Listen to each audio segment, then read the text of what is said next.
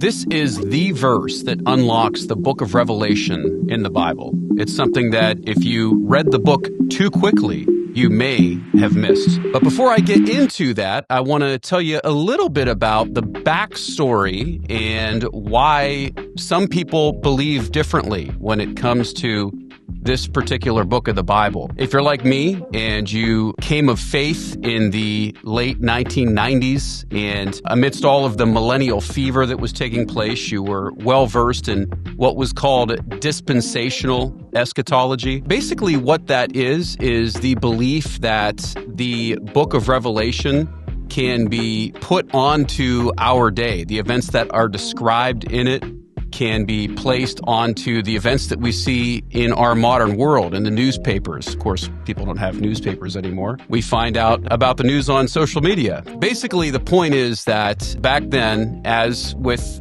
many today, you see them taking the events and the things that are described here in the book of Revelation as indicative, as imminent, as things that are very near on the horizon. However, I want to give you a different interpretation. And before I do that, I want to encourage you to like this video. If you can also subscribe to my channel, Pastor AJ Platt, I would greatly appreciate that. Now let's get back to the topic at hand. I will be reading to you today from my book, End Times Mission, which is available on Amazon. It's actually also available on audiobook at Audible. If you're like me and you like to listen, you can listen, but you'll have to listen to my voice, unfortunately. I apologize for that. This quote comes via Hal Lindsey and his epic work titled The Late Great Planet Earth, which, if you were alive back in the 1970s, 80s, 90s, this was a pretty pivotal dispensational outlook on the book of Revelation.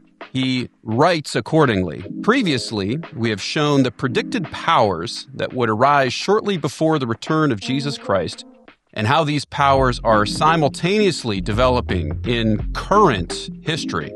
We have outlined how world conditions in this generation, today's generation, are launched into a countdown that will end in the final collapse of man's effort to run the world without God. In this chapter, we will trace consecutively the predicted events that lead to the Armageddon campaign, the various sequences of battles, the particular powers who fight each other, and how in turn each is destroyed. The crucial prediction of the revived state of Israel's part in triggering Armageddon will also be shown.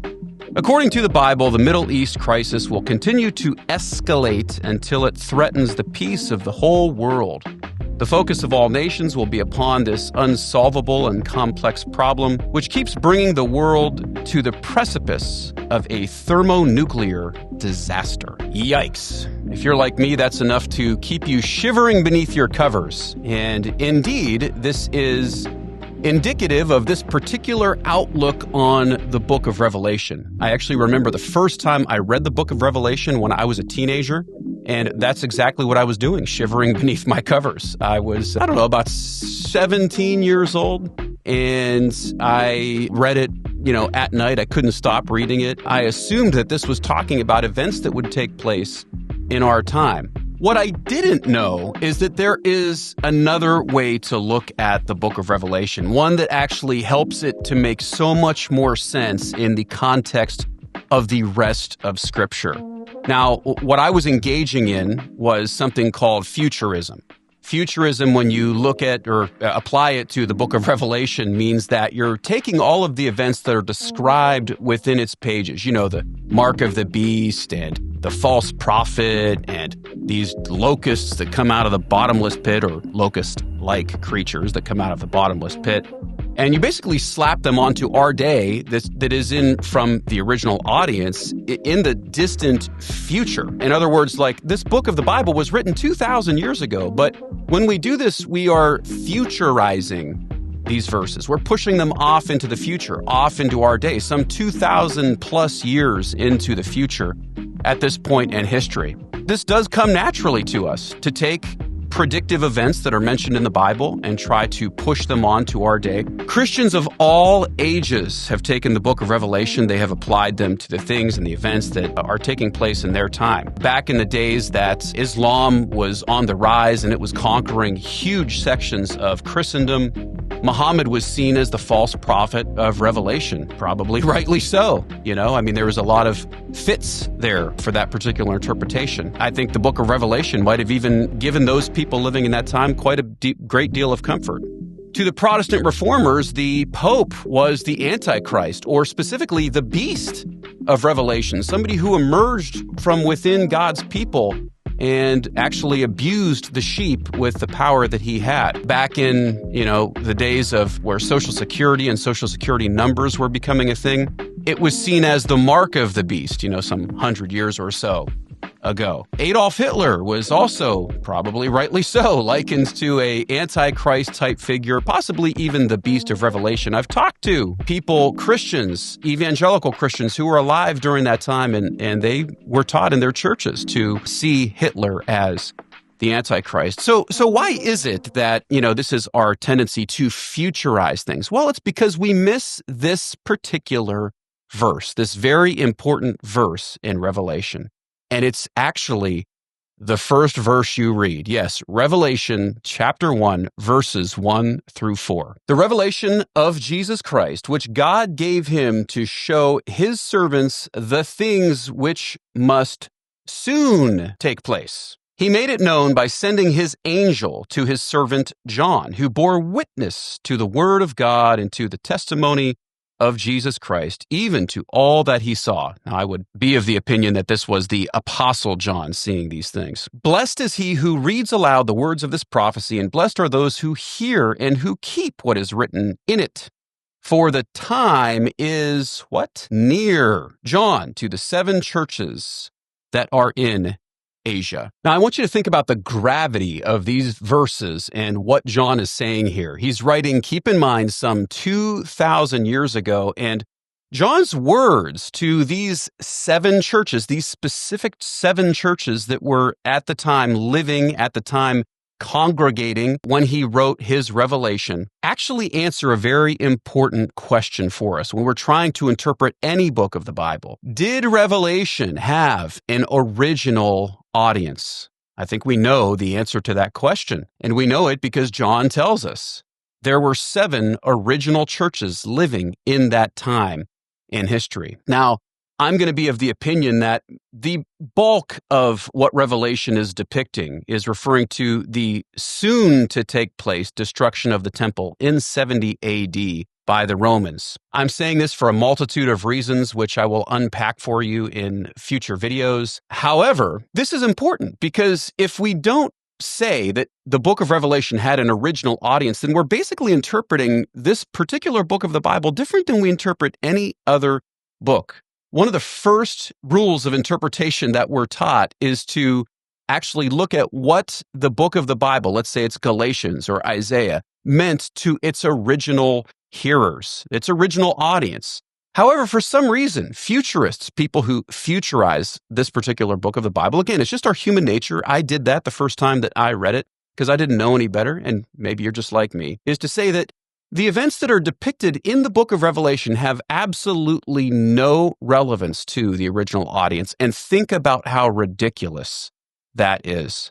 I mean, John would have written this letter. He would have said, read this letter aloud, and he says that the events that are described in this letter are soon to take place. He tells us very plainly, the time is near. Now, this particular view of Revelation is contrasted with futurism. It's called Preterism. Preterism. So in other words, it happened before, whereas futurism is taking these verses in this particular book of the Bible and pushing it all into the distant future for the original audience. Preterism is saying that it happened before our day. Now, there are some extreme preterists. Now, I am not of that ilk. I would be considered what's called a partial or an orthodox preterist, meaning that I do still see a future judgment, a future return of Christ, a future resurrection, and even an unbinding of Satan written about in Revelation chapter 20. All that to say, I think you will discover this particular view of the Bible helpful as it looks at these prophecies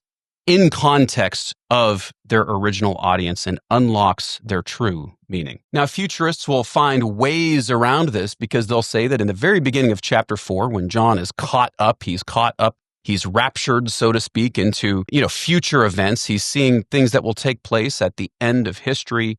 And there's reasons that modern dispensationalists tie the end of history to our day. A lot of it revolves around the rebirth of the nation of Israel, albeit not so much a believing nation today. This one event created somewhat of a millennial fever toward the end of the last millennium. That, coupled with negativity in the headlines, really seemed to propel people toward the notion that the world was on the brink of global disaster and Jesus was about to return. Not such a bad idea. However, we've got to be very careful when we're taking these kinds of views that we actually arrive at these conclusions from the Bible. And again, it is a very dangerous and sloppy position to take when we are interpreting one book of the Bible different than we interpret any other book. And what I think you'll find, and I'll unpack a lot of this for you, is that the mystery of this very mysterious book of the Bible is really removed from it when you apply the principles that I'm telling you about. The things that made me shake beneath my covers when I was a teenager and I was reading this book for the first time, and the way my imagination was running wild with the events that it was describing, really ceased to exist, because we see that there were events that were about to take place, the time that this particular book of the Bible was written, that would have given these things a lot of significance. It would have given the mark of the beast a lot of significance. It would have given these judgments that were depicted in these series of sevens a lot of significance, especially when it's contrasted with what was prophesied about Israel in the Old Testament and how they would be disciplined. Nonetheless, all of that to say that these opening verses of Revelation actually tell us what is going on within this particular verse